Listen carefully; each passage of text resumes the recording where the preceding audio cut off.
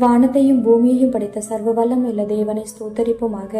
இரவு முழுவதும் கண்ணின் மணி போல பாதுகாத்து இந்த புதிய நாளை காணும்படியாக நவம்பர் 11ஆம் தேதிக்குள்ளாக நம்ம வழி நடத்தி வந்த தேவனுக்கு நன்றி செலுத்துவோமா?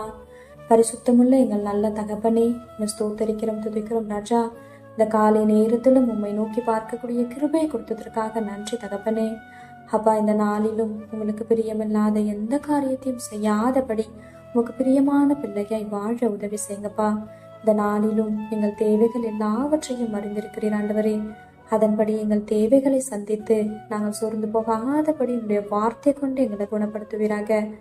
ஆண்டவரே, இந்த நாளிலும் எங்ககிட்ட யாராவது உதவி கேட்டாங்கன்னா அவங்களுக்கு இல்லைன்னு சொல்லாம முகம் கோணாமல் தகப்பனே எங்ககிட்ட இருக்கிறதுல இருந்து கொஞ்சம் கொடுத்து அவங்களுக்கு உதவி செய்யக்கூடிய ஒரு இருதயத்தை தாங்க இசப்பா.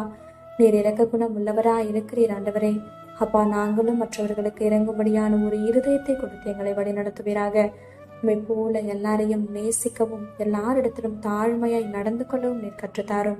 இந்த காலை நேரத்தில் ஜெபிக்கிற ஒவ்வொருவரையும் ஆசிர்வதிங்கப்பா. அவர்கள் குடும்பங்களையும் உடைய செட்டைகளால மூடி மறைத்து பாதுகாத்துக் கொள்ளும். துதி கன மகிமையெல்லாம் ஒருவருக்கே செலுத்துகிறோம். இயேசு கிறிஸ்துவின் இனிய நாமத்தில் ஜெபிக்கிறோம் எங்கள் ஜீவ